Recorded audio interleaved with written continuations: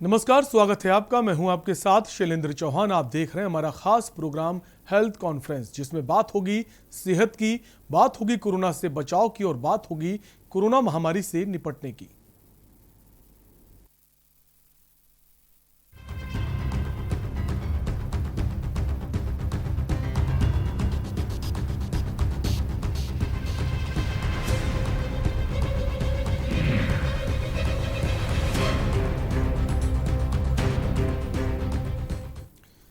देश में कोरोना का कहर लगातार जारी है और अब रोजाना 4 लाख से अधिक संक्रमण के मामले सामने आ रहे हैं।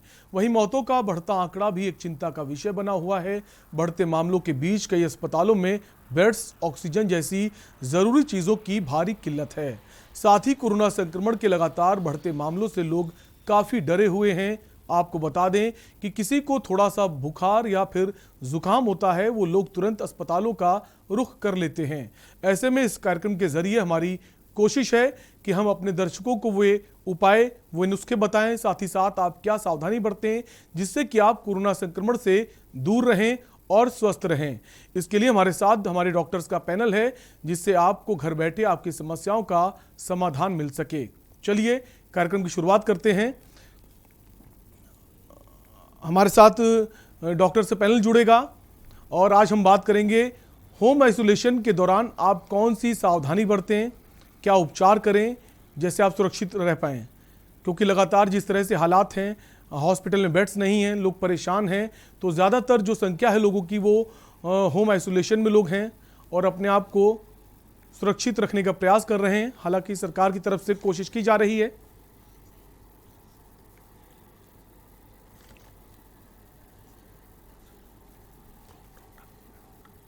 एक कॉलर हमारे साथ जुड़ गए हैं रांची से। प्राची जुड़ गई हैं उत्तराखंड से। प्राची, क्या है आपका सवाल? हेलो जी प्राची, अपना सवाल पूछिए। सर, मेरे भाई को अभी चलते 10-15 डेज हो गए, उसको कोरोना हुआ है। तो उसका कुछ दिन पहले वो होटल में ही था, एडमिट था। तो उसकी ज्यादा ही मतलब तबीयत खराब हो गई थी, तो उसको हॉस्पिटल में एडमिट कर दिया गया। तो अभी उसको 1 वीक हो चुका है वहाँ पर। तो उसके बार बार पल्स में डाउन हो रही है, अप डाउन हो रहा है उसका ऑक्सीजन लेवल भी। जी प्राची जी, आपका सवाल जरूर लेंगे। हमारे साथ अभी डॉक्टर से पैनल जुड़ेगा, हम आपका सवाल उनसे जरूर लेंगे। तो लगातार जो नंबर्स हैं वो आपके टीवी स्क्रीन पर फ्लैश हो रहे हैं, आप उन पर कॉल कर सकते हैं और अपना सवाल पूछ सकते हैं। लगातार कोरोना संक्रमण के मामले फैलते जा रहे हैं, लोग परेशान हैं, लोगों को हॉस्पिटल में बेड्स नहीं मिल रहे हैं। हमारी कोशिश है कि हमारे साथ जो डॉक्टर्स पैनल जुड़ता है वो आपके उन सवालों के जवाब दे, ताकि आप अपने आप को सुरक्षित रख सकें और स्वस्थ रख सकें। हमारे साथ डॉक्टर अनिल नौसारन जी जुड़ गए हैं, मेरठ से कोविड एक्सपर्ट हैं। डॉक्टर साहब, आपका बहुत बहुत स्वागत है। नमस्कार सर, आज के टाइम पर जैसे देखा जा रहा है कि हॉस्पिटल में बेड्स नहीं हैं, तो ज़्यादातर जो संख्या है लोगों की वो होम आइसोलेशन वाली है। तो होम आइसोलेशन में जो लोग हैं उनके लिए क्या ऐसे उपाय हैं कि वो अपने आप को सुरक्षित और स्वस्थ रख पाएं? नंबर वन, जो जो भी होम आइसोलेशन वाले पेशेंट हैं, वो सबसे पहले उनका परिवार धैर्य रखे और अपने जो मरीज है उसका उत्साह बना कर रखें, उसको उसका मोरल बूस्टअप करें, उसका मनोबल ऊंचा करें। और दूसरी चीज, उसको जो पेशेंट है उसको रेस्ट मोड में, बिल्कुल मौन व्रत में ला दें, उसको इतना इनएक्टिव कर दें। उसको बताएं कि जो बॉडी की डिमांड है, 2 चीज की डिमांड है बॉडी को इस टाइम, एक ऑक्सीजन की, एक ग्लूकोज की, एनर्जी की। जब हम रेस्ट मोड में आ जाएंगे, बिल्कुल मौन व्रत में आ जाएंगे, मनोबल ऊंचा रहेगा, तो हमारी डिमांड काफी कम हो जाएगी। Number one. सेकंड चीज कि हम पैनिक होने की जरूरत नहीं। मैंने अभी एक अपनी वीडियो शेयर की थी। मैंने अपनी मदर को 84 सैचुरेशन आ गया था, मैंने उनको अपनी मदर को अपने घर में ही विदाउट ऑक्सीजन उनको मैंने ठीक किया है। और यही चीज मैं यहाँ बताऊंगा कि पेशेंस रखने की जरूरत है। और जो पहला स्टेप मैंने बताया कि कंप्लीट रेस्ट। सेकंड चीज, अगर फीवर है तो पैरासीटामोल 650 मिलीग्राम की टैबलेट उनको देते रहें।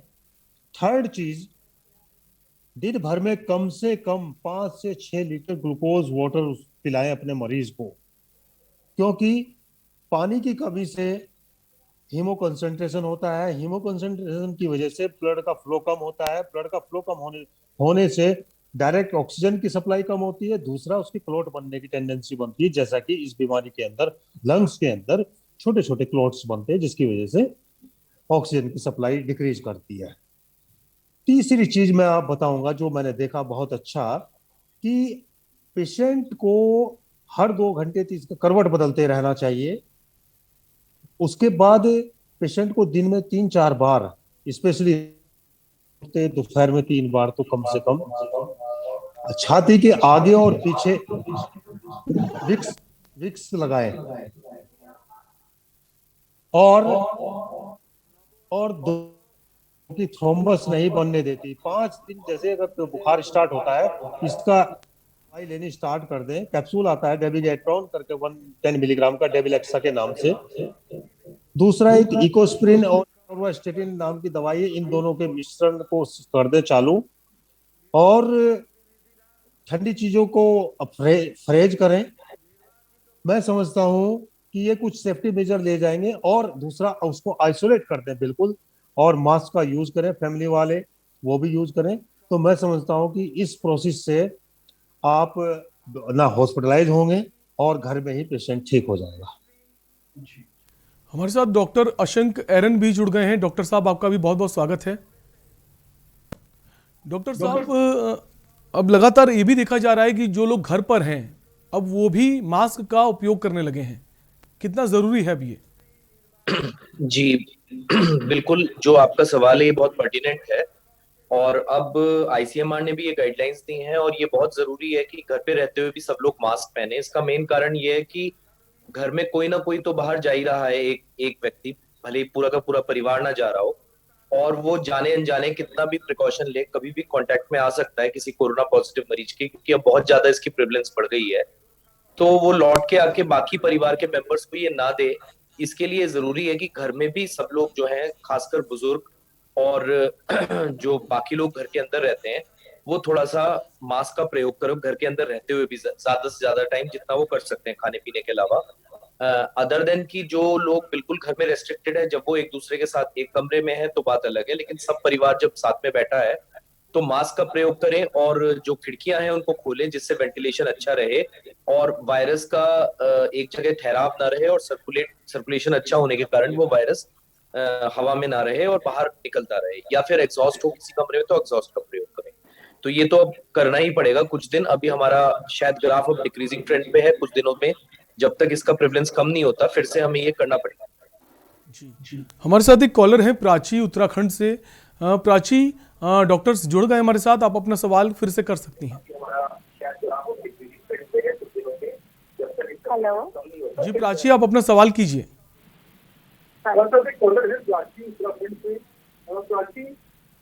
प्राची, हम चाहेंगे जब आप सवाल करें अपना टीवी का वॉल्यूम कम कर दें ताकि आपकी आवाज आसानी तक हम तक पहुंच पाए।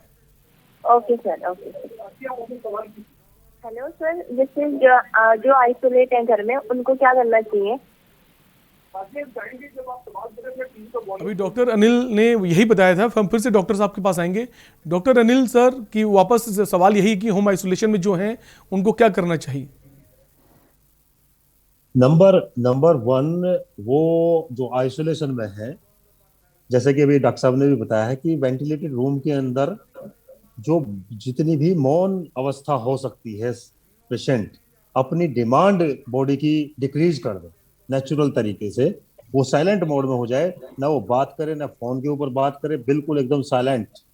उसकी वजह से ऑक्सीजन की भी डिमांड कम होगी आपकी बॉडी की, ग्लूकोज की भी होगी, क्योंकि इन्हीं दोनों की चीजों की बॉडी की डिमांड बढ़ी हुई है। तो हम उसको कम करेंगे तो पेशेंट की हीलिंग प्रोसेस में फायदा होगा।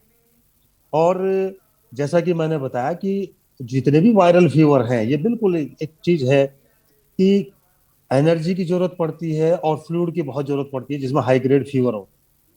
तो हाइड्रेशन मेंटेन रखें, हमारे पेशेंट का हाइड्रेशन मेंटेन रखें।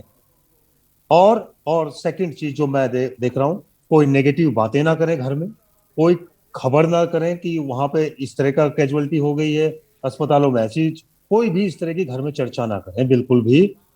अच्छा माहौल रखें घर में। मैं समझता हूँ कि पॉजिटिव जो चीज होती है, पॉजिटिव थॉट होते हैं, पॉजिटिव एटीट्यूड होते हैं, ये हमारी इम्यूनिटी को भी बूस्ट अप करते हैं। तो आप इस तरह का माहौल रखें तो मैं समझता हूँ कि दिक्कत नहीं है। जी, एक और कॉलर है हमारे साथ, अजीत पटना से। अजीत, क्या है आपका सवाल? जी, मेरा सवाल ये है कि अगर कोई कोरोना इन्फेक्टेड पेशेंट है और होम क्वारंटाइन में, तो कौन कौन से मेडिसिन लेना चाहिए, कौन कौन से मेडिसिन उससे चलाएं? जी, हम आपका सवाल पूछेंगे। हमारे साथ एक और कॉलर है प्राची, लखनऊ से। प्राची, आप अपना सवाल भी कीजिए। जी सर, एक्चुअली मुझे 2-3 दिन से कोई भी खाने पीने में टेस्ट नहीं आ रहा है और वीकनेस बहुत हो रही है। ऐसे में मुझे क्या करना होगा? बिल्कुल आपका सवाल पूछेंगे। डॉक्टर अशंक, हमारे कॉलर का सवाल है कि उनको खाने पीने का टेस्ट नहीं आ रहा है, वीकनेस बहुत आ रही है, ऐसे में वो क्या करें? जी, देखिए, होम आइसोलेशन के दौरान सबसे जो जरूरी चीज है जिसका उन्हें मॉनिटरिंग करनी है, जैसे अनिल ने बहुत अच्छे टिप्स दिए हैं, बी पॉजिटिव, ज्यादा फ्लूइड्स लें।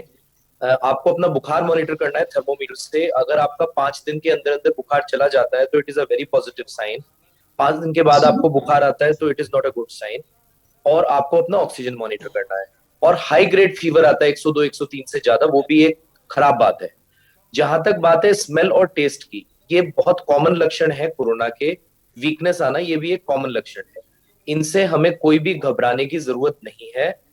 इसके ऊपर थोड़ा सा ये है कि ज्यादातर लोग जिनमें ये लक्षण आते हैं उनका बाद में ठीक होने की संभावना उल्टा ज्यादा होती है, ऐसा कहा गया है। हालांकि इस चीज को 100% नहीं कहा जा सकता, लेकिन अगर आपकी स्मेल और टेस्ट चली गई है तो आपको इस चीज के लिए खुश होना चाहिए, क्योंकि ज्यादातर लोग जिनकी स्मेल और टेस्ट चली जाती है उनमें संभावना पूरी तरह स्वस्थ होने की बढ़ जाती है। और वीकनेस एक ऐसी चीज है जो लॉन्ग कोविड सिंड्रोम का भी एक पार्ट है। धीरे धीरे जब आप ठीक हो जाएंगे तो ये सारी चीज वापस आ जाएंगी, स्मेल भी आ जाएगी, टेस्ट भी, वीकनेस भी चली जाएगी। इस समय आप अपने आप को पॉजिटिव रखिए, जैसे अनिल ने बहुत अच्छे टिप्स दिए हैं। अपना फ्लूइड्स इंक्रीज करके रखिए, पॉजिटिव सोचिए। आप थोड़ी सी ब्रीदिंग एक्सरसाइजेज होती हैं, कुछ मतलब स्लीपिंग मैन्यूवर्स होते हैं पेट के बल लेटने वाले, उन पे अपना ध्यान फोकस कीजिए। और अपना जो आपको वो जो किट मिलती है कोरोना किट, उसमें जो दवाइयां हैं वो ठीक से लीजिए। टेम्परेचर मॉनिटर करते रहिए और एसपीओ, और इन चीजों से परेशान ना हो। ये तो अच्छा है कि अगर ये गया है तो आपके लिए अच्छा ही। जी, डॉक्टर साहब, हमारे दूसरे कॉलर जो थे उनका सवाल था कि उनको जैसे होम आइसोलेट में कौन सी दवाइयों का उपयोग करें ताकि हम अपने आप को ठीक कर सकें? जी, देखिए, होम आइसोलेशन में जो गवर्नमेंट, हर एक स्टेट गवर्नमेंट की अपनी किट होती है वैसे तो, लेकिन इसमें कुछ कॉमन दवाइयां होती हैं। तो वो कॉमन दवाइयां होती हैं, एक तो आइवरमेक्टिन 12 मिलीग्राम। आइवरमेक्टिन हर स्टेट का अपना प्रोटोकॉल है। कुछ स्टेट्स इसको दिन में एक बार बोलते हैं, कुछ स्टेट 3 दिन के लिए, कुछ 5 दिन के लिए भी बोलते हैं। उसके अलावा एक डॉक्सीसाइक्लिन दवाई होती है, और डॉक्सीसाइक्लिन की भी दवा आपके स्टेट के प्रोटोकॉल के हिसाब से 100 मिलीग्राम की गोली, एक गोली दिन में एक बार, 3 दिन के लिए या 5 दिन के लिए। कुछ स्टेट्स एजिथ्रोमाइसिन और डॉक्सीसाइक्लिन दोनों एक साथ देने के लिए बोलते हैं, कुछ स्टेट सिर्फ डॉक्सीसाइक्लिन बोलते हैं। तो अगर आपके स्टेट में एजिथ्रोमाइसिन भी इंक्लूडेड है आपके प्रोटोकॉल में, तो आप एजिथ्रोमाइसिन की 500 मिलीग्राम की गोली भी दिन में एक बार 3 दिन के लिए ले सकते हैं। इसके अलावा आपको विटामिन सी और जिंक का एक कॉम्बिनेशन आता है, वो 4 गोलियां पूरे दिन में लेनी है। वो चूसने वाली गोली होती है, उसको 4 गोलियां पूरे दिन में लेनी है। विटामिन डी के सैशे आते हैं, यानी कि 60,000 यूनिट्स के सैशे आते हैं। पहले 3 दिन आपको वो लेने हैं। डायरेक्ट आप मुंह में भी ले सकते हैं या फिर उनको दूध में मिला के भी दिया जा सकता है। और फिर चौथे दिन से आपको कैल्शियम और विटामिन डी का कॉम्बिनेशन लेना है। इसके अलावा आपको गरारे करने हैं। अगर आपको गरारे करने के लिए बीटाडीन या क्लोरहेक्सिडिन का सॉल्यूशन मिल जाए तो ज्यादा अच्छा है। उससे 4-5 बार दिन में गरारे करें, 2 बार स्टीम लें। आप अपना SpO2 मॉनिटर करें। एक 6 मिनट वॉक टेस्ट होता है जिसमें कि आप 6 मिनट तक घर में नॉर्मल चल के अपना SpO2 देखें, वो 95% से ज्यादा आना चाहिए। आप अपना टेम्परेचर थर्मोमीटर से देखें। थर्मोमीटर से टेम्परेचर 98.8 के ऊपर नहीं होना चाहिए। अगर 98.8 से ज्यादा है तो वो बुखार है। और अगर बुखार आ रहा है तो आप पैरास्टामोल ले सकते हैं। अगर आप एक एडल्ट हैं तो पैरास्टामोल 650 की टैबलेट दिन में 3 बार तक ली जा सकती है। और हल्का सा फीवर आने पे भी टैबलेट लेने की कोशिश करें, जिससे आपकी मेटाबॉलिक डिमांड कम रहे। जैसे डॉक्टर अनिल बता रहे थे कि जितना आपको कम परेशान रहेंगे उतना आपका स्वस्थ होने की संभावना बढ़ेगी। तो अगर हल्का सा भी फीवर होता है तो आप पैरास्टामोल ले लें, दिन में 3 बार तक ले सकते हैं।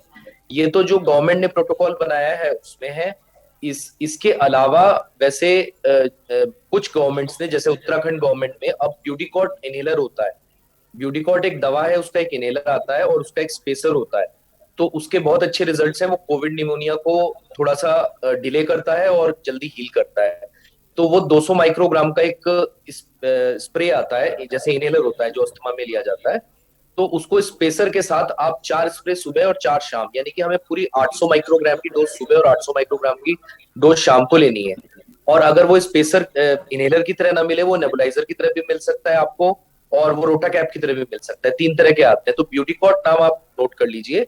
ये भी आपको पहले ही दिन से शुरू कर देना चाहिए, 800 माइक्रोग्राम सुबह और 800 माइक्रोग्राम शाम।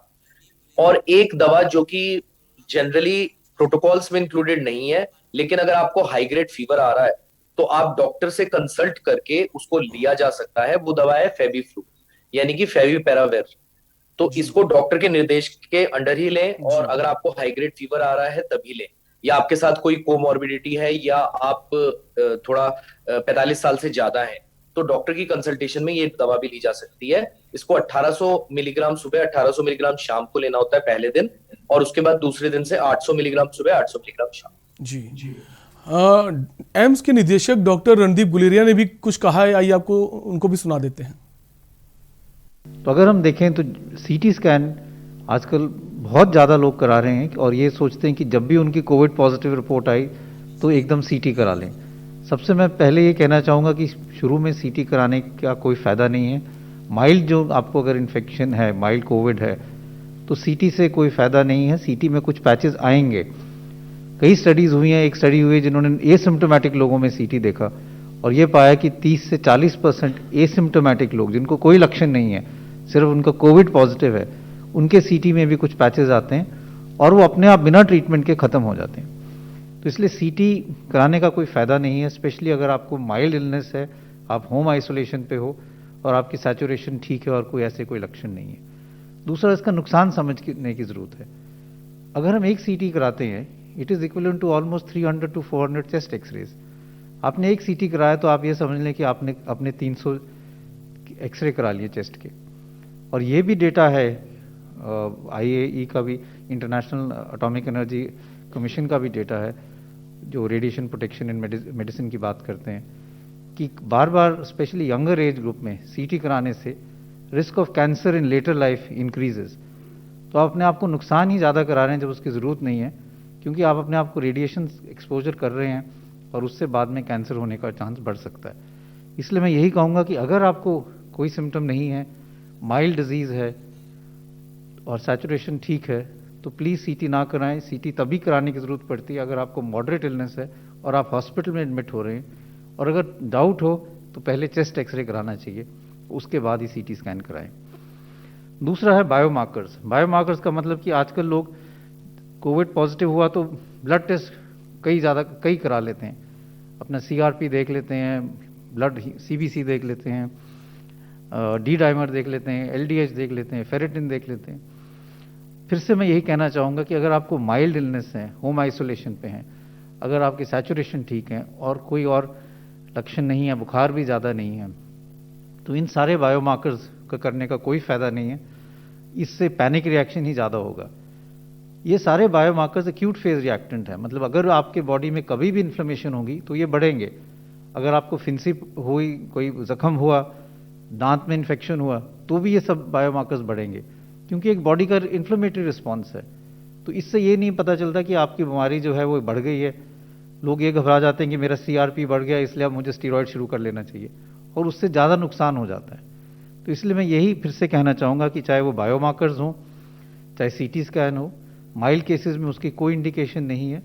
और अगर आपको ये कराना है तो डॉक्टर की सलाह से, जब आपको मॉडरेट इलनेस हो तभी कराएं, और ये समझें कि इसका नुकसान भी हो सकता है, और अननेसेसरी बायोमार्कर्स की रिलायंस के कारण ओवर ट्रीटमेंट हो सकता है, जिससे नुकसान हो सकता है।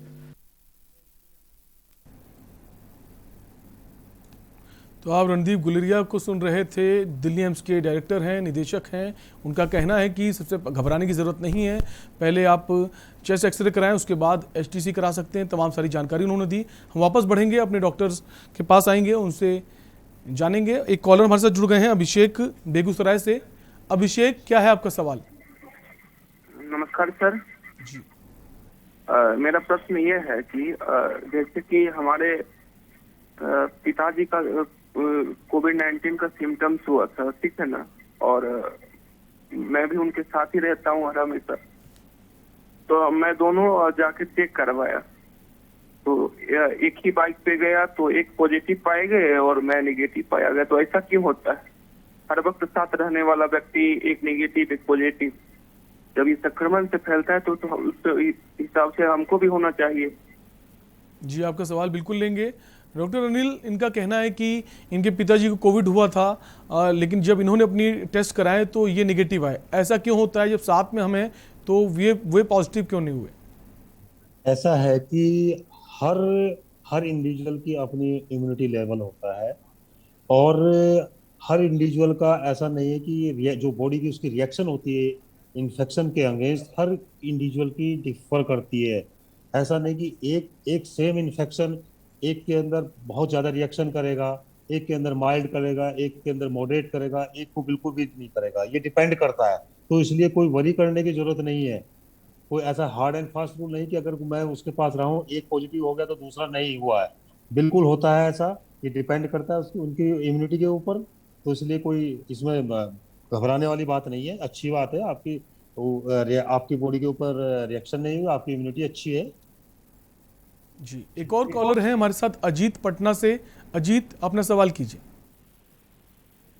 जी, मेरा सवाल है कि एक कोविड पेशेंट के दिमाग के पिछले भाग में दर्द और दिमाग में बार बार चक्कर आ रहा हो तो कौन सा मेडिसिन यूज करना चाहिए? डॉक्टर अशंक से हम आपका सवाल पूछेंगे। डॉक्टर अशंक, इनका कहना है चक्कर आ रहा है तो दिमाग में भारीपन है, ऐसे में क्या ट्रीटमेंट करना चाहिए? जी देखिए, जो आप कोरोना के लिए मेडिसिन ले रहे हैं, उनसे थोड़ा बहुत एसिडिटी भी होती है। तो अगर आपको ऐसी फीलिंग हो रही है, कई बार एसिडिटी की वजह से थोड़ा ये फीलिंग हो सकती है हैवीनेस की, अगर आपको ऐसा लगता है तो आप एंटासिड ले सकते हैं, जैसे डाइजीन जेल या रेनिटिडिन टैबलेट। दूसरी चीज, अगर आप बहुत अच्छी, क्योंकि कोरोना जो है वो एक वायरल फीवर है, वो पूरे मायोसाइटिस होता है, पूरे बॉडी में जो मसल्स हैं उनमें दर्द होता है और भारीपन रहता है और थोड़ी वीकनेस आती है। तीसरा आदमी इतना सब कुछ न्यूज में सुन के और इतना नेगेटिव इम्पैक्ट में होता है कि उसको काफी खराब लगता है। तो आपको पॉजिटिव रहना है। बार बार डॉक्टर अनिल इस बात को कह रहे हैं कि आप पॉजिटिव रहिए और आप अपना फ्लूइड इनटेक बढ़ाइए। जितना ज्यादा आप पानी पी सकते हैं या पानी जैसी चीजें पी सकते हैं, जितना ज्यादा आप पी सकते हैं वो आप लें। अपने आप को बिजी रखें, आप अपने परिवार वालों से बात करते रहें, आप अपने आप को बिजी रख के पॉजिटिव रखें, ज्यादा न्यूज पे ध्यान ना दें। और ये थोड़ा बहुत चक्कर आना, थोड़ा बहुत कमजोरी महसूस करना, या ये सब चीजें कॉमन सिम्टम्स हैं, इनको आप बुरे में ना लें। आपको सिर्फ दो चीजें देखनी है, क्या आपका फीवर बहुत ज्यादा हो रहा है आपको, पहली चीज। अगर बहुत हाई ग्रेड फीवर है तो वो गलत है, या 5 दिन से ज्यादा आपको फीवर रह रहा है, और तीसरी चीज आपको अपना SpO2 मॉनिटर करना है। ये सारी चीजें तो नॉर्मल वायरल फीवर में भी होती हैं और बीमारियों में भी होती हैं। इनको आप थोड़ा उस तरह से ना लें कि ये खराब हो गया, अगर मुझे चक्कर आने लग गया तो मैं अब शायद मुझे ज्यादा सीरियस बीमारी हो गई। इसको आप नेगेटिव वे में ना लें। जी। डॉक्टर अनिल, इस वक्त अगर हम मास्क की बात करें, बाजार में बहुत तरह के मास्क मिल रहे हैं। मास्क को लेकर भी लोगों में बहुत सारे डाउट्स होते हैं कि हम N95 यूज करें, सर्जिकल मास्क यूज करें या फिर कॉटन मास्क यूज करें। इसके बारे में क्या कहना है आपका?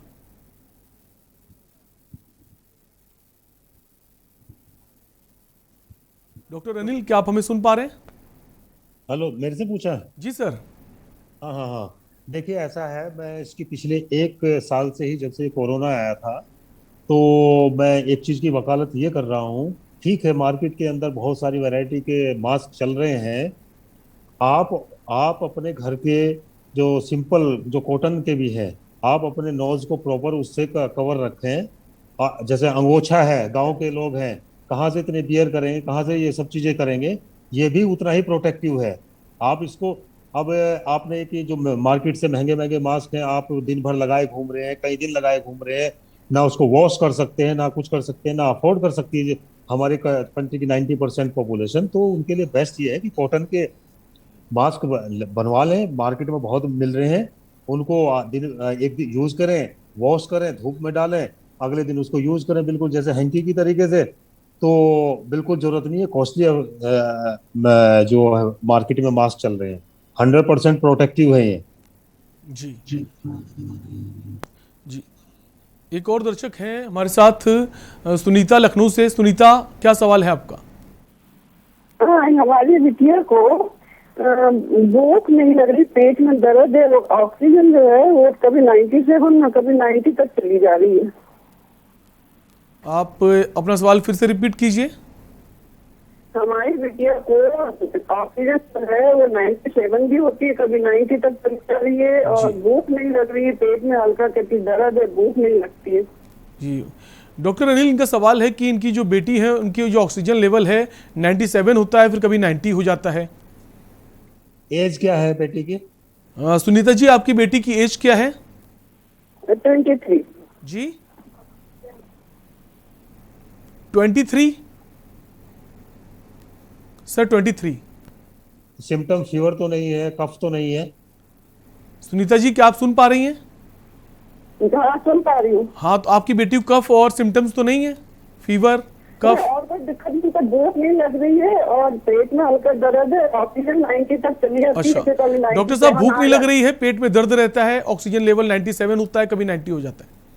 देखिए ऐसा है, ये फ्लक्चुएशन जो आप बता रहे हैं, 97 हो गया, 90 हो गया, ये आप जो ऑक्सीमीटर है उसके लगाने के ऊपर भी रहता है। कभी वो प्रॉपर टच नहीं कर रहा है, या आपकी फिंगर दबी हुई है, उसका फ्लो थोड़ा सा कम हुआ है, तो इस तरह का फ्लक्चुएशन है।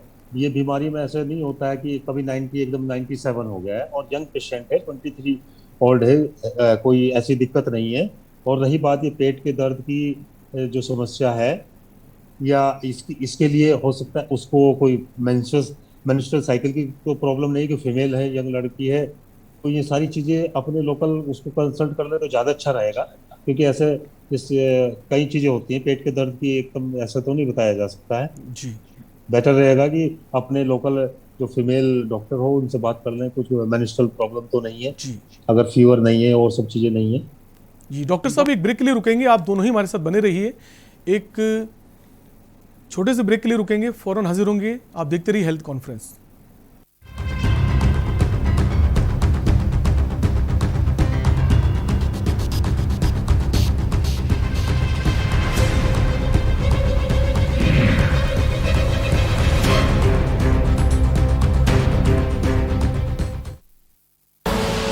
आप देख रहे हैं के न्यूज, खबरों का सारथी।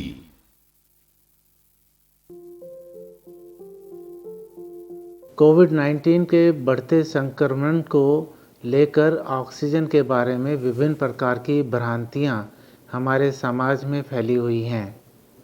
व्यक्ति जो कोविड पॉजिटिव हैं वो ऑक्सीजन के सिलेंडर्स को संग्रह करके रखना चाहते हैं कि अगर फ्यूचर में ज़रूरत हुई तो इसका काम में आएगी। ऐसा करना बहुत ही गलत है। कोविड बीमारी में 99% of the time disease mild होती है और सारे 99% पेशेंट जो हैं रिकवर कर जाते हैं। 1% ही ऐसे पेशेंट हैं जिसमें डिजीज़ सीवियरिटी बढ़ती है और ऑक्सीजन की ज़रूरत पड़ती है। और ये ऑक्सीजन की ज़रूरत जो है, जब ऑक्सीजन सैचुरेशन का कट ऑफ 94% से नीचे हो जाता है तब ऑक्सीजन की हमें ज़रूरत पड़ती है। जब तक हमारा अस्पताल में एडमिशन नहीं होता है हम अपना ऑक्सीजन का स्तर बढ़ा सकते हैं। अगर हम प्रोन लेट जाते हैं, यानी कि पेट के बल लेट जाते हैं और सांस लेते हैं गहरी गहरी, तो ऐसे में ऑक्सीजन का स्तर 3 से 4% बढ़ जाता है। और जितनी बार आप ऐसी प्रक्रिया करते हैं वो यूज़फुल होती है। 1 2 3 4 कोरोना की होगी हार। सूचना एवं जनसंपर्क विभाग, उत्तर प्रदेश द्वारा जनहित में जारी। पर ये दिल है कि चख रहा है उन्हीं अल्फाजों का दूर कितना भेजा? इस जुबान से दूर ना जा पाओगे। विमल, बोलो जुबान केसरी। स्वाद और खुशबू में झूम के भाई लेके आए गोल्डी मसाले। गोल्डी मसाले, खुशबू और स्वाद ऐसा तो रिश्तों में गुस्सा कैसा। खुदी को आजमाया है तो ये अंदाज आया है, खुदी को आजमाया है तो ये अंदाज आया है। तुम में भी मैं हूं, शुद्ध प्लस पान मसाला। आप देख रहे हैं के न्यूज, खबरों का सारथी।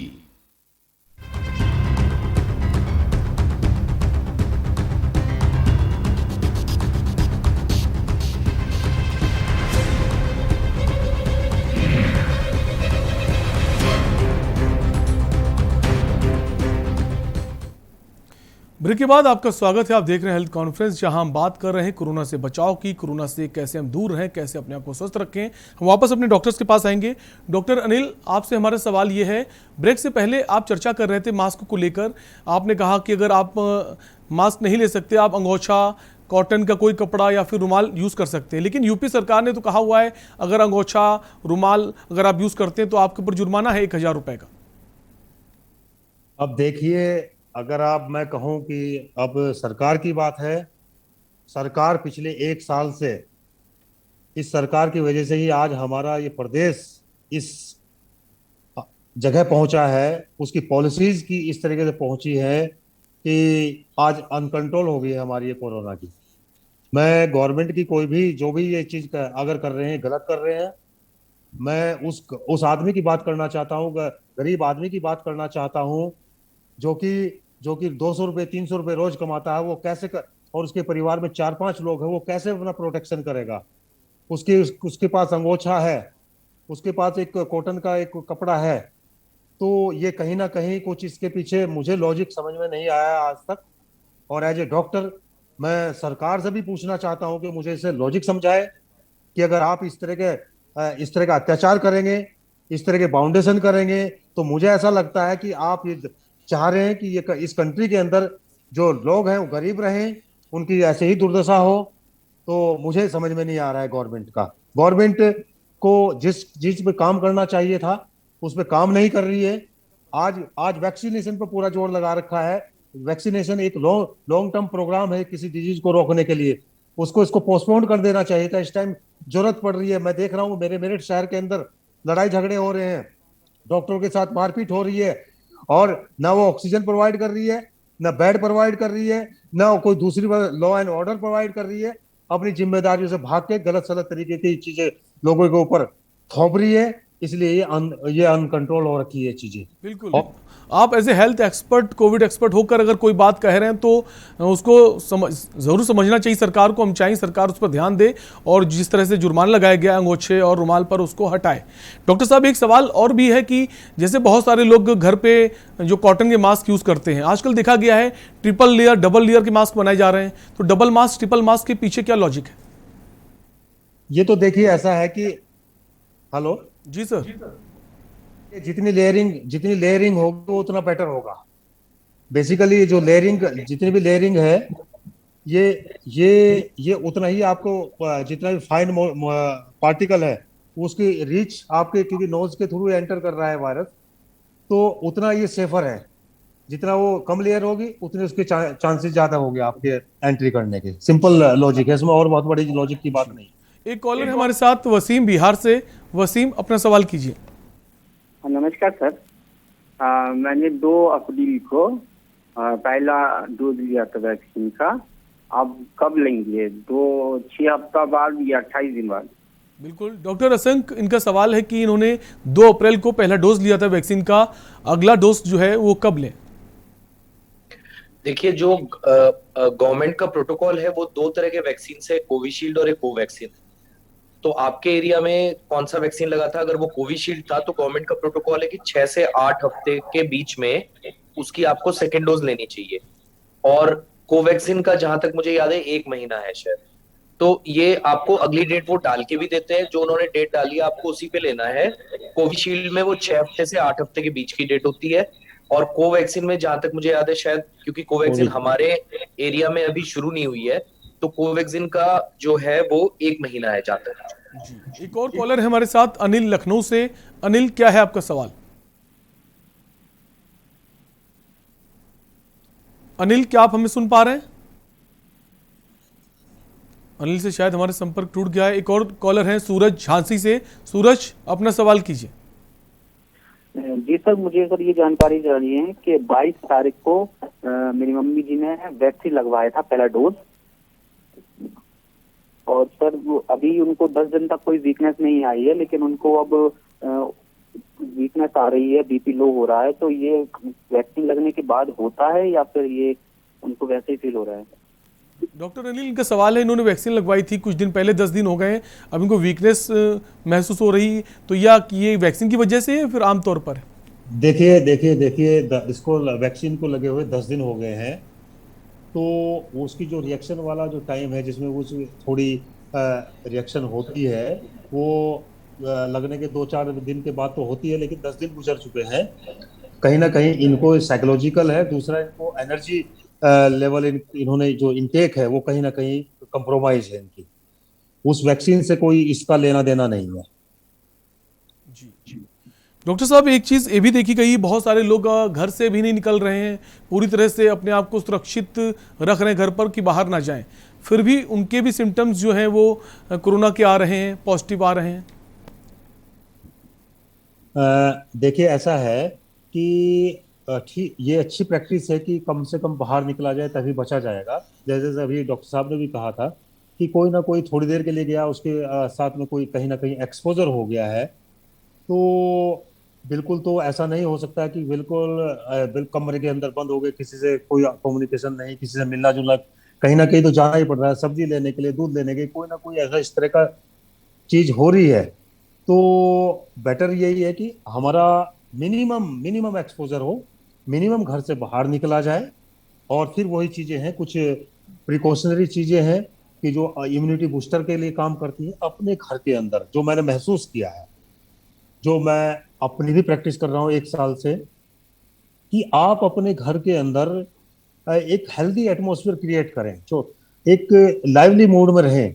और अगर आप घर में खाली हैं, सपोज आप घर में खाली हैं, तो आप आप अपने काम कर रही है घर में। जैसे अभी एक बहुत अच्छा है कि जैसे कुछ लोग हैं घर में जो डोमेस्टिक हेल्पर्स होते हैं, उनका आना जाना कम कर दिया है, वो कम आ रहे हैं, वो अपने गांव को लौट चुके हैं। तो वो जो काम का डोमेस्टिक हेल्प आपको देते थे, वो अपने आप कीजिए, अपने घर की अपने आप सफाई कीजिए, अपने आप खाना बनाइए, अपने आप बर्तन साफ कीजिए, अपने कपड़े धोइए। तो इन सब चीजों से कहीं ना कहीं एक सेटिस्फेक्शन, जैसे मैं अपने बच्चों के लिए, अपने परिवार के लिए कर रहा हूँ, कहीं ना कहीं एक सेटिस्फेक्शन मिलता है और एक खुशी मिलती है। जब हम खुश रहते हैं तो ऑटोमेटिकली हमारी इम्यूनिटी बूस्ट करती है। और सेकंड, कि आपका जो एक्सपोजर था, जो बाहर से आने वाले लोगों का एक्सपोजर था, वो बिल्कुल खत्म हो जाता है, तो आपके चांस इन्फेक्शन के बहुत कम हो जाते हैं। अगर आपका एक्सपोजर भी हुआ तो आपके अंदर जो एंडोर्फिन्स रिलीज हो रहे हैं, जो आपके इम्यूनिटी बूस्टर्स का काम करेंगे, वो जो आप एंजॉयमेंट ले रहे हैं अपने फैमिली के अंदर, तो अगर छोटा मोटा कोई इन्फेक्शन भी होगा तो वो भी ओवरकम हो जाएगा और आप इस बीमारी से बच जाएंगे। एक और कॉलर है वीर प्रताप वाराणसी से। वीर प्रताप, अपना सवाल कीजिए। Hello sir, good evening sir.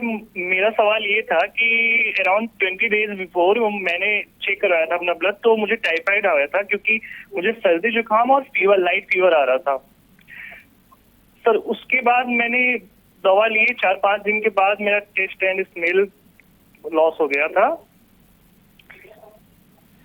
Then उसके बाद मैं रिकवर हो गया हूँ और अराउंड 1 वीक बिफोर मेरी दवा सब खत्म हो गई है, बिल्कुल सब सही है, फीवर भी मुझे नहीं आया।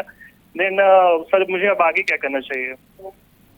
डॉक्टर असंक, इनका कहना है 20 दिन पहले इनको टाइफाइड हुआ था और पिछले 1 हफ्ते से अब ये ठीक हैं, अब इनको कोई प्रॉब्लम नहीं, अब इन्हें क्या करना चाहिए? देखिए, मैं आपको बताना चाहूंगा कि ये जो आपको बुखार हुआ था वो टाइफाइड नहीं था, आपको कोरोना ही हुआ था। जो आपको loss of sense of smell और loss of sense of taste जो हुआ है, उसके बाद आपको कोई टेस्ट कराने की जरूरत नहीं है। ये अपने आप में ही बता रहा है कि ये एक ही बीमारी में होता है, कोरोना में। तो जहां तक बात है टाइफाइड की, टाइफाइड का टेस्ट देखा गया है कि वो फॉल्स पॉजिटिव आता है कोरोना के साथ। तो जो आपको टाइफाइड पॉजिटिव आया था वो एक्चुअली क्या होता है कि जो टेस्ट होते हैं ये कुछ पर्टिकुलर जो बैक्टीरिया और वायरस होते हैं इनमें कुछ एंटीजेंस होते हैं और एंटीबॉडीज बनती है इनके रिस्पॉन्स में, उससे रिलेटेड होते हैं। तो कुछ कुछ उनमें कॉमन चीजें होती हैं जो कि दोनों टेस्ट में कॉमन होती हैं, उस वजह से क्रॉस रिएक्शन दिखा देते हैं टेस्ट, और एक टेस्ट दूसरे के उसमें पॉजिटिव आ जाता है दूसरी बीमारी में। तो टाइफाइड टेस्ट जो है बहुत ज्यादा पॉजिटिव आ रहा है कोरोना के दौरान। लेकिन अभी आपको ये अच्छी तरह समझ लेना है कि आपका loss of sense of smell और टेस्ट चला गया है, तो इससे बड़ा कोई टेस्ट नहीं है, आपको करने की जरूरत ही नहीं है आरटीपीसीआर वगैरह। आप कोरोना पॉजिटिव थे, भगवान की कृपा से आप उबर चुके हैं, आप एक कोरोना वॉरियर बन चुके हैं। अगर आपको बुखार हुए और पहली बार जो आपको सिम्टम शुरू हुआ था 20 दिन हो चुके हैं, तो अब आपको चिंता करने की जरूरत नहीं है। अगर 20 दिन से कम हुए हैं तो अभी आप अपना ऑक्सीजन सेचुरेशन मेजर करना जारी रखें। आप अपनी जो दवाइयां हैं calcium, vitamin D, vitamin C, zinc, ये सब लेते रहे, फ्लूइड्स अच्छी तरह लें, अपना ख्याल रखें। और अगर आपके 14 दिन से ज्यादा हो गए हैं तो आइसोलेशन आप अपना बंद कर सकते हैं, और कम से कम 20 दिन जब से आपको पहला सिम्टम था अपना ऑक्सीजन मॉनिटर करते हैं। एक और कॉलर है सैयद लखनऊ से। सैयद अपना सवाल कीजिए। हाँ सर, मैं सैयद मिश्रा बोल रहा हूँ लखनऊ से। मैंने 10 अप्रैल को कोविड टेस्ट कराया था, मैं पॉजिटिव निकला था, हमारे सिम्टम थे सर। तो होम आइसोलेशन में दवाई खा के मैं ठीक हो गया हूँ। मुझे 25-26 दिन हो गया, फीवर भी नहीं आ रहा है सर, और कोई सिम्टम भी नहीं लग रहे हैं। तो क्या मुझे सर वैक्सीनेशन लगवाना चाहिए सर 8 तारीख को 18+ के लिए? डॉक्टर अनिल, इनका सवाल है, इनको कुछ दिन पहले कोविड हुआ था, अब ये पूरी तरह से ठीक हो गए हैं, क्या अब ये वैक्सीनेशन करवा सकते हैं?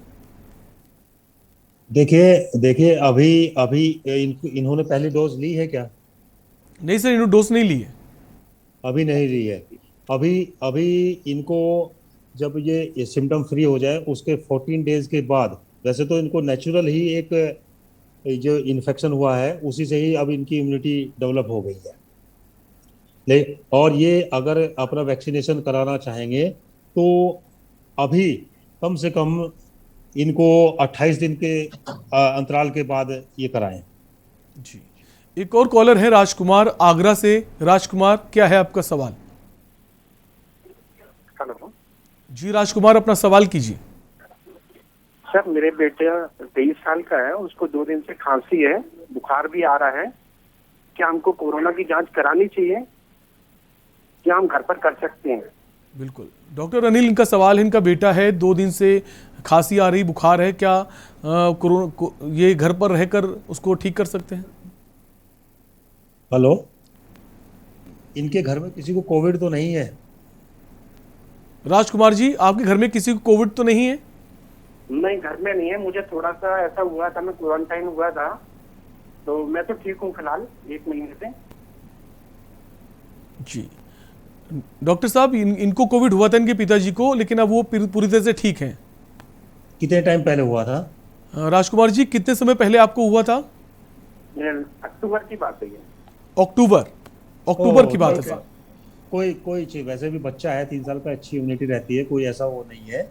और सिम्टोमेटिक अपना ट्रीटमेंट ले लें। अभी 1-2 दिन की तो बात हुई है। बच्चे को ठंडी चीज़ों से परहेज रखें, सबसे बड़ी चीज़ ये है, उसको ठंडी चीज़ों से परहेज रखें और उसको एनर्जी ड्रिंक उसको देते रहें घर में ही, वो बिल्कुल ठीक हो जाएगा। बहुत कोई घबराने वाली चीज़ नहीं है।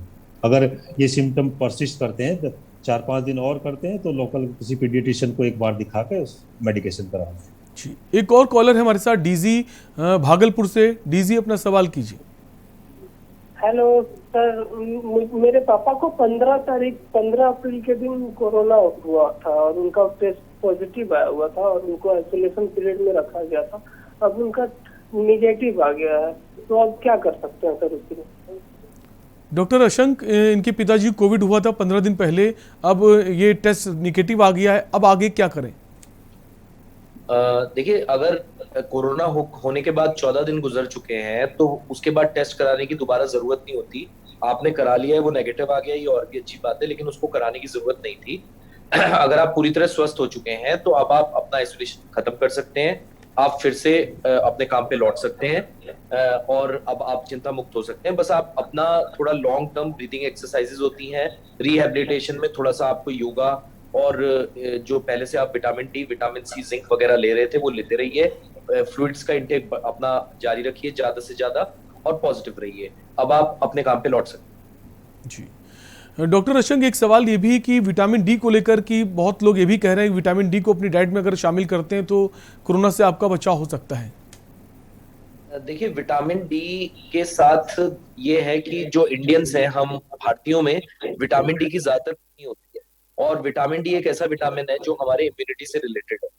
तो जब कोई ऐसा डिजीज कोरोना जो हमारे ऊपर हमला करता है और जिसकी हमारे अंदर ऑलरेडी कोई ज्यादा एंटीबॉडीज नहीं बनी हुई, ना उसकी ज्यादा दवाइयां हैं, उस समय अगर हमारी इम्यूनिटी वीक हो तो हम कोरोना से अच्छी तरह नहीं लड़ पाते। तो ये जो बोला जाता है, इसीलिए बोला जाता है कि अपने विटामिन डी के लेवल्स को ठीक रखें जिससे हमारी नेचुरल इम्यूनिटी अच्छी रहे और हम उससे लड़ने में थोड़ा सक्षम हो जाए। तो ये विटामिन डी, विटामिन सी और जिंक तीनों चीजों के लिए है। विटामिन डी ज्यादा इंपॉर्टेंट इसलिए है कि ज्यादातर इंडियंस में इसकी डेफिशिएंसी देखी गई है, तो वो इसलिए और भी ज्यादा भी इम्पोर्टेंट है। जी, एक और कॉलर है अनीता लखनऊ से। अनीता, क्या है आपका सवाल? जी, मेरी मदर को एक हफ्ते से फीवर है और उन्हें 102 फीवर अक्सर आता ही रहता है, मतलब दिन में एक बार फीवर आता ही है और वो अस्थमा की भी पेशेंट है। तो क्या उन्हें कोरोना है? हालांकि दवा देते हैं हम, और लेकिन फीवर ठीक होता है, दवा का असर जैसे खत्म होता है वापस फीवर आता है। तो हमें क्या करना चाहिए? कोई टेस्ट कराना चाहिए प्रॉपर या क्या करें? कोई सजेशन दें। अनीता जी, आपकी माताजी की उम्र कितनी है? 60 प्लस है वो, 63 है। 63? 63 जी। डॉक्टर अनिल, इनकी माताजी 63 इयर्स की हैं और उनको फीवर आ रहा है, क्या इनको टेस्ट करा लेना चाहिए? बिल्कुल 100% करा लेना चाहिए। बिल्कुल हाई रिस्क जोन में है ये। जिस तरह का हाई ग्रेड फीवर बता रहे हैं, तुरंत इनको अपने घर में तुरंत आज ही मॉनिटरिंग करें इसकी ऑक्सीजन SpO2 का, और RT-PCR कराएं और ये सब चीज़ों, और तुरंत हॉस्पिटल में इनको ले जाया जाए। डॉक्टर अनिल, अपने इम्यून सिस्टम को हम स्ट्रॉन्ग करने के लिए अपनी डाइट में ऐसा क्या क्या शामिल करें ताकि हमारी इम्यून सिस्टम जो है वो स्ट्रॉन्ग हो? देखिए, सबसे पहले मैं जो एक इसकी इम्यूनिटी के ऊपर बहुत पहले से बोल रहा हूँ, नंबर 1 कि आपको अपनी लाइफ साइकिल है दिन भर की, उसको थोड़ा चेंज करना पड़ेगा। नंबर वन आपको सुबह जल्दी उठना पड़ेगा, जल्दी सोना पड़ेगा, क्योंकि मैंने ये महसूस किया है कि जब आप जल्दी सुबह उठते हैं और सुबह अगर 4 बजे आप बिस्तर छोड़ देते हैं और आप अपना कोई व्यायाम खुली हवा के अंदर तारों की छांव में करते हैं, तो आपके अंदर पॉजिटिव थॉट्स आते हैं। और जब ये पॉजिटिव थॉट्स आपके माइंड के अंदर आते हैं तो आपके अंदर एक जो इम्यूनिटी बेसिकली कहा जाए इनडायरेक्टली, वो बढ़ेगी। जब कहीं भी आप देख लीजिए, ये इम्यूनिटी पॉजिटिव थॉट्स ही तो है, और क्या है चीज़। तो सब ये बदलना पड़ेगा आपको, अपना जो लाइफ स्टाइल है बिल्कुल बदलना पड़ेगा। सेकंड चीज़, हमें जो नेचुरल फूड हैं उनके ऊपर आना पड़ेगा। जो बड़े बड़े मॉल के अंदर डब्बे में पैक्ड चीज़ें हैं उनको छोड़नी पड़ेगी।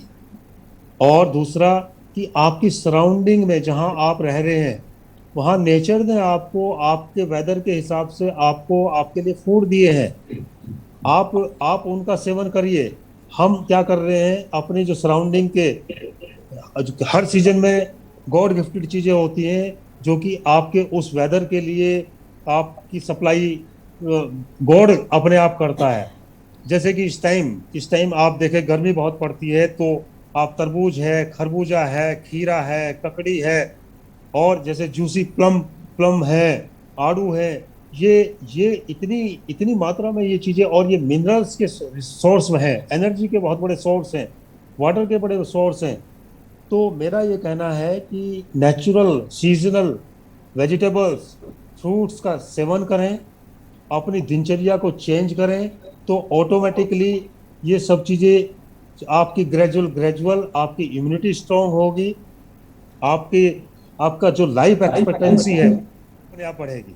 मेरा जोर बहुत है इस पर, और मेरा 3 साल से मैं इसके ऊपर बहुत बड़ा वर्क भी कर रहा हूँ कि मैं सुबह के टाइम खुद ही रेगुलर, सिर्फ एक दिन मैं रेस्ट करता हूँ, 6 दिन मैं 60-65 किलोमीटर साइकिलिंग करता हूँ। और मैं लोगों को यही चीज़ बता रहा हूँ कि आपके हाथ में है अपनी इम्यूनिटी बढ़ाना, आपको दवाई की जरूरत नहीं पड़ेगी, आपको हॉस्पिटलाइज होने की जरूरत नहीं पड़ेगी।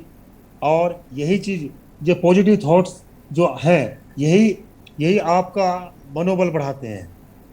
और जब आपका मनोबल ऊंचा रहता है तो इम्यूनिटी ऑटोमेटिकली आपकी ऊंची रहेगी। बिल्कुल। तो मेरा यही सजेशन है सब लोगों से और विनती है कि जो अब तक हुआ ठीक है, आप अपने लाइफ पैटर्न को बिल्कुल चेंज करें। पुराने हमारे बुजुर्ग भी, पूर्वज भी, हमारे वेदों पुराणों में सब जगह लिखा हुआ है कि आप जल्दी उठें, जल्दी सोएं और जो चीज़ें सीजनल चीज़ें हैं उनको खाएं। और जैसे कि एक इस टाइम क्या है कि कोई हम लोग यहाँ इधर की वेस्टर्न, इधर नॉर्थ इंडिया की तरफ रहते हैं, तो हमारा गेहूं की रोटी के ऊपर बड़ा जोर रहता है। मैं आपको बता दूं, कोई भी चाहे गेहूं हो, चाहे चावल हो, चाहे बाजरा हो, चाहे कोई भी चीज़ हो, कोई भी चीज़ कंप्लीट फूड नहीं होता है। किसी ना किसी में कोई ना कोई अमीनो एसिड की डेफिशिएंसी होती है, लिमिटिंग अमीनो एसिड्स बोलते हैं हम इन चीज़ों को। और जब हम मिक्स खाते हैं तो वो सारी चीज़ें हमें मिल जाती हैं कंबाइन, तो किसी चीज़ की डेफिशिएंसी नहीं होती है। और जो हम एक ही फूड के ऊपर डिपेंडेंट रहते हैं, एक ही चीज़ खाते रहते हैं रेगुलर, तो कहीं ना कहीं डेफिशिएंसी होती है और किसी ना किसी फॉर्म में हमारी वो प्रेसिपिटेट करती है। और मैंने एक चीज़ और महसूस की है कि हर कोई इंडिविजुअल अपना एक चार्ज कैरी करता है, और वो चार्ज हमारी जो बॉडी में परफ्यूजन होता है और वहाँ पे जो बायोकेमिकल रिएक्शंस होती है वो फाइनली वो चार्ज डेवलप होता है। चार्ज डेवलप होने से हमारे डिफरेंट पंप रेगुलेट करते हैं और फिर एक पोटेंशियल कांस्टेंट बना रहता है, और हर किसी इंडिविजुअल का वो बनता है, और उसमें इम्बैलेंस होने की वजह से डिजीज बनती है। जी। और मॉर्निंग का जो टाइम है, जो मैं बार बार तारों की छाव में कह रहा हूँ जी, ये जो स्टार, ये लाइट है, ये आपके उस जो डिसबैलेंस हो गया है आपकी बॉडी के चार्ज में, उसको बैलेंस करते हैं और ऑटोमेटिकली आपकी बॉडी को रेगुलेट करते हैं, आपको डिजीज फ्री करते हैं। जी। तो मैं आपसे रिक्वेस्ट करूंगा कि आप इस तरह के नेचुरल पैटर्न में आए। जी। एक और कॉलर है राजमती ऋषिकेश से। राजमती, क्या है आपका सवाल? मेरा सवाल ये है डॉक्टर साहब जी, मेरा बेटा है 30 साल का जी। आप अपना सवाल पूरा कीजिए।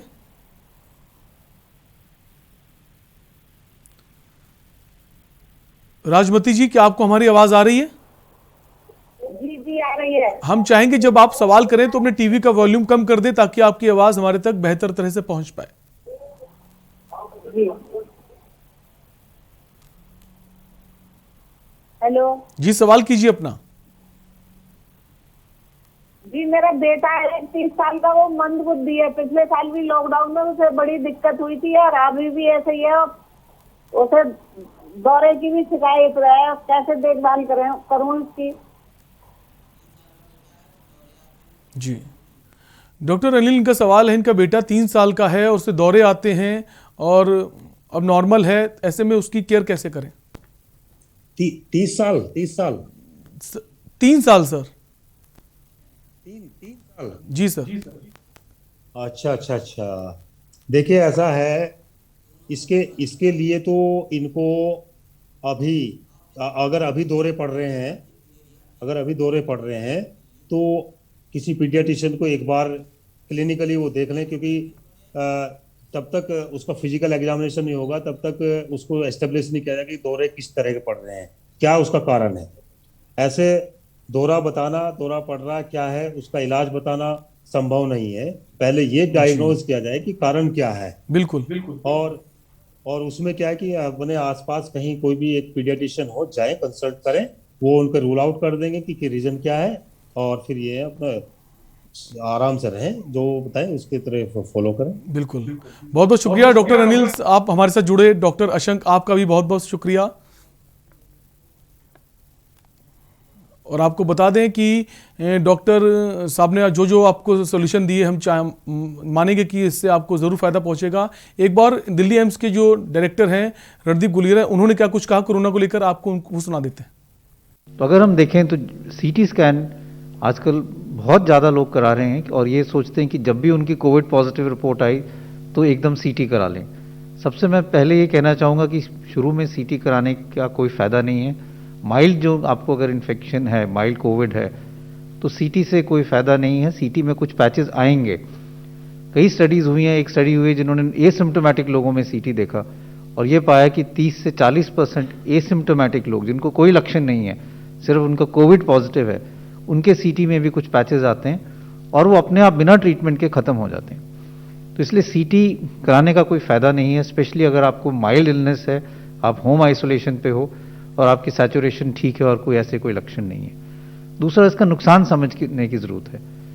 अगर हम एक सीटी कराते हैं, it is equivalent to almost 300 to 400 chest X-rays. आपने एक सीटी कराया तो आप ये समझ लें कि आपने अपने 300 एक्सरे करा लिए चेस्ट के। और ये भी डेटा है IAEA का भी, इंटरनेशनल एटॉमिक एनर्जी कमीशन का भी डेटा है, जो रेडिएशन प्रोटेक्शन इन मेडिसिन की बात करते हैं, कि बार बार स्पेशली यंगर एज ग्रुप में सीटी कराने से risk of cancer in later life increases. तो आप अपने आप को नुकसान ही ज़्यादा करा रहे हैं जब उसकी ज़रूरत नहीं है, क्योंकि आप अपने आप को रेडिएशन एक्सपोजर कर रहे हैं और उससे बाद में कैंसर होने का चांस बढ़ सकता है। इसलिए मैं यही कहूँगा कि अगर आपको कोई सिम्टम नहीं है, माइल्ड डिजीज़ है और सैचुरेशन ठीक है, तो प्लीज़ सीटी ना कराएं। सीटी तभी कराने की ज़रूरत पड़ती है अगर आपको मॉडरेट इलनेस है और आप हॉस्पिटल में एडमिट हो रहे हैं, और अगर डाउट हो तो पहले चेस्ट एक्सरे कराना चाहिए, उसके बाद ही सीटी स्कैन कराएं। दूसरा है बायोमार्कर्स। बायोमार्कर्स का मतलब कि आजकल लोग कोविड पॉजिटिव हुआ तो ब्लड टेस्ट कई करा लेते हैं, अपना CRP देख लेते हैं, ब्लड CBC देख लेते हैं, डी डाइमर देख लेते हैं, LDH देख लेते हैं, फेरेटिन देख लेते हैं। फिर से मैं यही कहना चाहूँगा कि अगर आपको माइल्ड इलनेस है, होम आइसोलेशन पे हैं, अगर आपकी सैचुरेशन ठीक है और कोई और लक्षण नहीं है, बुखार भी ज़्यादा नहीं है, तो इन सारे बायोमार्कर्स का करने का कोई फ़ायदा नहीं है। इससे पैनिक रिएक्शन ही ज़्यादा होगा। ये सारे बायोमार्कर्स एक्यूट फेज रिएक्टेंट है, मतलब अगर आपके बॉडी में कभी भी इन्फ्लेमेशन होगी तो ये बढ़ेंगे। अगर आपको फिंसी हुई, कोई जख्म हुआ, दांत में इन्फेक्शन हुआ, तो भी ये सब बायोमार्कर्स बढ़ेंगे, क्योंकि एक बॉडी का इन्फ्लेमेटरी रिस्पॉन्स है। तो इससे ये नहीं पता चलता कि आपकी बीमारी जो है वो बढ़ गई है। लोग ये घबरा जाते हैं कि मेरा CRP बढ़ गया इसलिए अब मुझे स्टीरॉयड शुरू कर लेना चाहिए, और उससे ज़्यादा नुकसान हो जाता है। तो इसलिए मैं यही फिर से कहना चाहूँगा कि चाहे वो बायोमार्कर्स हों, चाहे CT स्कैन हो, माइल्ड केसेस में उसकी कोई इंडिकेशन नहीं है। और अगर आपको ये कराना है तो डॉक्टर की सलाह से, जब आपको मॉडरेट इलनेस हो तभी कराएं, और ये समझें कि इसका नुकसान भी हो सकता है और अननेसेसरी बायोमार्कर्स की रिलायंस के कारण ओवर ट्रीटमेंट हो सकता है, जिससे नुकसान हो सकता है। तो आप सुन रहे थे दिल्ली एम्स के डायरेक्टर रणदीप गुलेरिया जी को, जो कोरोना से बचाव की क्या चीज़ें हैं वो बता रहे थे। फिलहाल हेल्थ कॉन्फ्रेंस में अभी के लिए इतना ही। बाकी तमाम खबरों के लिए देखते रहिए के न्यूज़ इंडिया। नमस्कार।